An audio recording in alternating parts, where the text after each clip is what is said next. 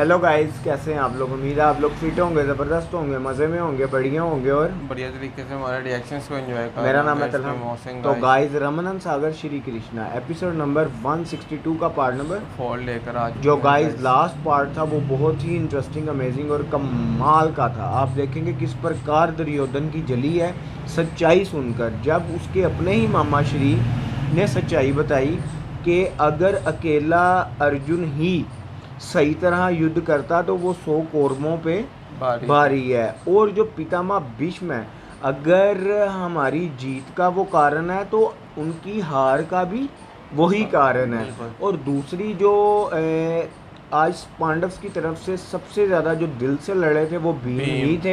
और उनकी हमने युद्ध देखा भी था मोहसिन भाई, हम प्रसन्न हुए थे। बाकी जो पांडव हैं वो अपने तो रिश्तों में ही तलहार उलझे भाई हुए हैं। यही तो जानना कि अब अगले दिन के युद्ध का परिणाम क्या होने जा रहा है, जानने के लिए चलते हैं वीडियो की तरफ और देते हैं रिएक्शन। रिएक्शन।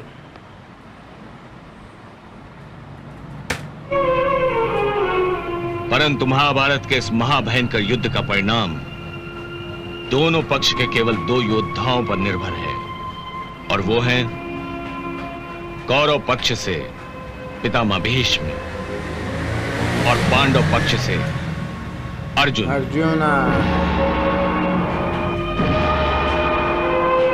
पितामह को तो अपना कर्तव्य भली भांति याद है, जिसका प्रदर्शन उन्होंने आज के युद्ध में किया भी। परंतु हमारे पक्ष का योद्धा अपना कर्तव्य भूल गया। वो युद्ध जब अभिमन्यु में युद्ध रोक दिया था ना इन्होंने। उसे तो यह भी याद नहीं रहा कि वो संपूर्ण जगत का सर्वश्रेष्ठ धनुर्धर है, जिसके गांडी से निकले बाण की गति से वायु भी स्पर्धा नहीं कर सकती। हमारी सेना पितामह के बाणों की वर्षा से कीड़े मकोड़ों की तरह मारी जा रही थी, परंतु अर्जुन चुप कर देख रहा ये जानते हुए भी कि पितामह के बाणों की बाढ़ को बांध बनकर केवल वही रोक सकता है, फिर भी उसके हाथ पितामह के आगे अपना गांडीव उठाते हुए कांप रहे थे। जिस राजा की सेना में ऐसा हतबल योद्धा हो, वो राजा युद्ध कैसे कर सकता है? भ्राताश्री, मेरे प्रति आपका ये क्रोध उचित है। सचमुच मैंने भूल की है। कौरवों के विरुद्ध मैं जी जान से युद्ध नहीं कर सका, परंतु मेरा विश्वास कीजिए, ये भूल मैंने जानबूझकर नहीं की। पितामह के आदर के कारण मैं संकोच करता रहा। गलत है ये, उन्होंने किया। बड़े भैया, आज युद्ध में अर्जुन या अन्य योद्धाओं की भुजाओं ने अपने ज्येष्ठों के आदर में उनके विरुद्ध उठना स्वीकार नहीं किया, परंतु कल युद्ध भूमि में जब दोनों सेनाएं आमने सामने होंगी, तब अवश्य अर्जुन अपना गांडीव उठाएगा। तब अवश्य अर्जुन पितामह के सामने लोहे की दीवार बनकर खड़ा होगा।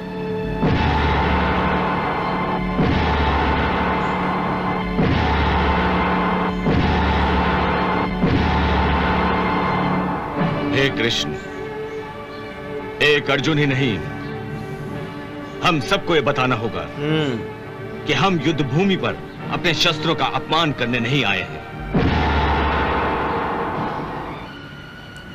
आज के युद्ध की हार का प्रतिकार कल हमें उनसे लेना होगा। कल हम उन्हें दिखा देंगे कि हम भी क्षत्रिय हैं। युद्ध करना हमारी घुट्टी में पड़ा है। जब तक हमारे शरीर में जान है,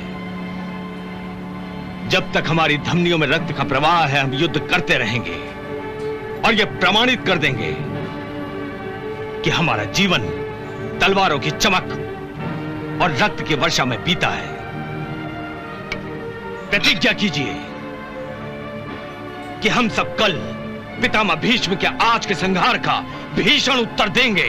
हम प्रतिज्ञा करते हैं, हम प्रतिज्ञा करते हैं, हम प्रतिज्ञा करते हैं, हम प्रतिज्ञा करते हैं।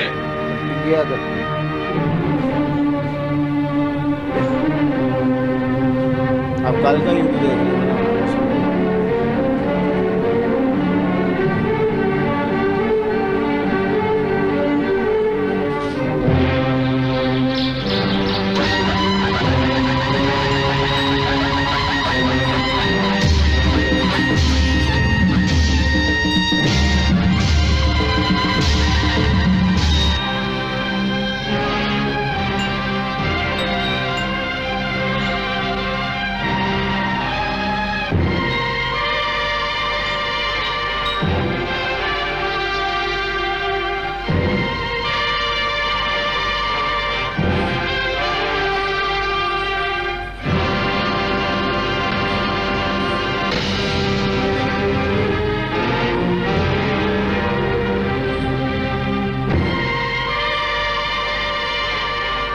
छुट्टी का दूसरा दिन। कल तो पितामह ने पांडवों के छक्के छुड़ा दिए हाँ थे जी। और कौरवों ने अपनी पहली विजय पताका लहराई थी। महाराज, केवल एक ही दिन के युद्ध से कोई अनुमान लगाना उचित नहीं है। जैसे जुए में अकस्मात पासे बाजी उलट देते हैं, वैसे युद्ध का पासा भी किसी भी क्षण पलट सकता है। जब तक भीष्म पितामह कौरवों की सेना की अगवानी कर रहे हैं, पांडव लाख सर मारे कुछ नहीं कर सकते। परंतु आज पांडव अवश्य ही अपनी जान लड़ा देंगे। भीषण युद्ध होगा आज। आक्रमण!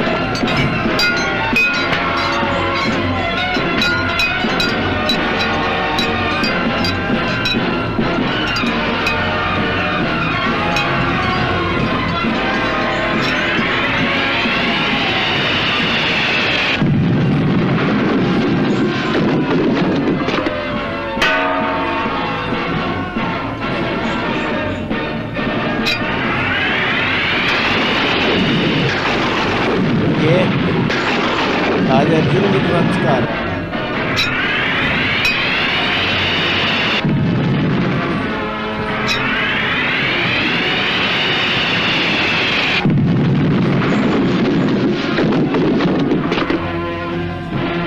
भ्राताश्री, इस प्रकार तो अर्जुन के बाणों की वर्षा से कौरव योद्धाओं के खून की नदियां बह जाएंगी,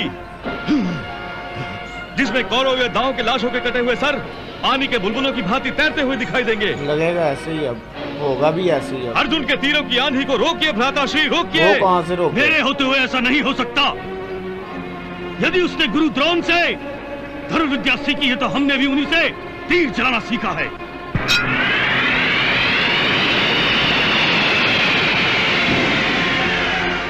हे अर्जुन, रुक जाओ। दुर्योधन तो गया। युवराज दुर्योधन, आओ आओ, युद्ध करने आए हो ना? आओ, तुम भी अपनी इच्छा पूरी कर लो। अर्जुन! दुर्योधन, मैं तो तुम्हें बड़ा बलवान समझता था, परंतु तुम तो बड़े ही दुर्बल योद्धा निकले। अपने क्रोध को भी तुम काबू नहीं कर सकते, और जो योद्धा अपने क्रोध को काबू नहीं कर पाता, वो कभी किसी पर भी विजय प्राप्त नहीं कर सकता। हाय हाय हाय हाय, क्या बात है। विजय श्री तो राजाओं के भाग्य में लिखी होती है, वनवासियों के भाग्य में तो भागना और भागते रहना ही होता है। तुम जिस धनुर्विद्या पर अहंकार कर रहे हो, उसी धनुर्विद्या से मैं तुम्हें फिर से वन का रास्ता दिखाऊंगा। लगेगा ऐसे ही बेटे जी।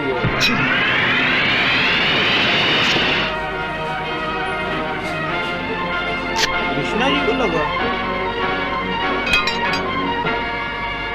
हे दुर्योधन, ललकारे बिना ही तुमने पार्थ सारथी पर बाण छोड़ दिया। तुम जैसे अधर्मी से धर्म युद्ध की आशा करना ही व्यर्थ है। परंतु मैं तुम्हें युद्ध के लिए ललकारता हूं। सावधान!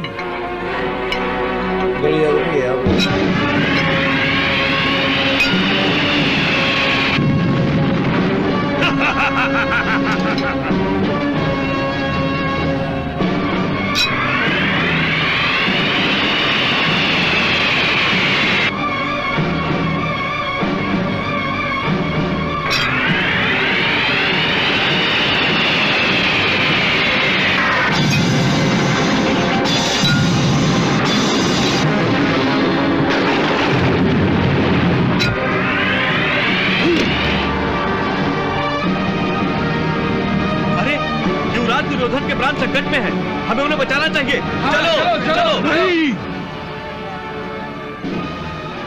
हमारे बीच में कोई नहीं आए। फिर तू बात ही नहीं पाएगा भाई।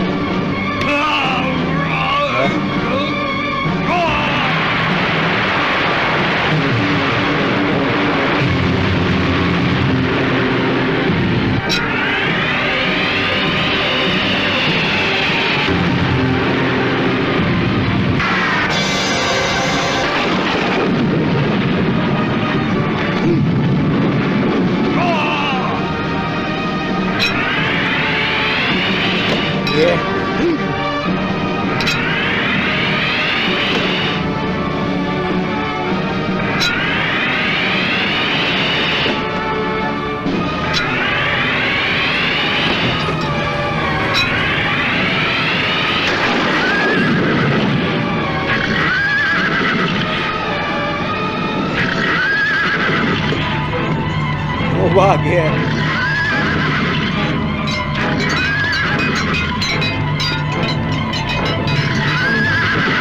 को क्या हुआ?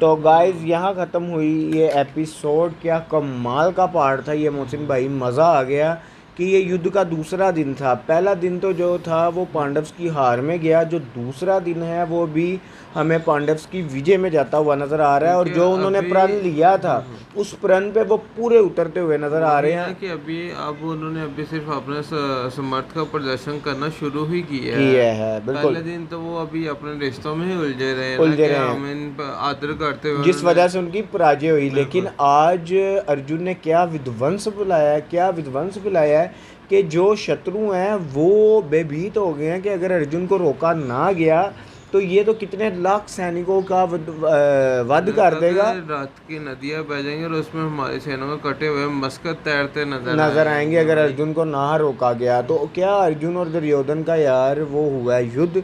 आप देखो कि किस प्रकार दुर्योधन ने पूछे बगैर, कहे बगैर ही बाण चलाया जो कृष्णा जी को जा लगा। तब अर्जुन मतलब कि क्रोध में आए हैं और उन्होंने कहा तुमसे तो धर्म युद्ध की मतलब कि तवक्को की ही नहीं जा सकती, आशा ही नहीं की जा सकती, तुम इसी के लायक हो। तब उन्होंने दुर्योधन भागा कैसे, आपने देखा है, उन्होंने जब उसके चूहे की बात ही भागा है। तो गाइस अब देखना ही है नेक्स्ट एपिसोड में क्या होने जा रहा है। मिलते हैं नेक्स्ट पार्ट पे। Love you India.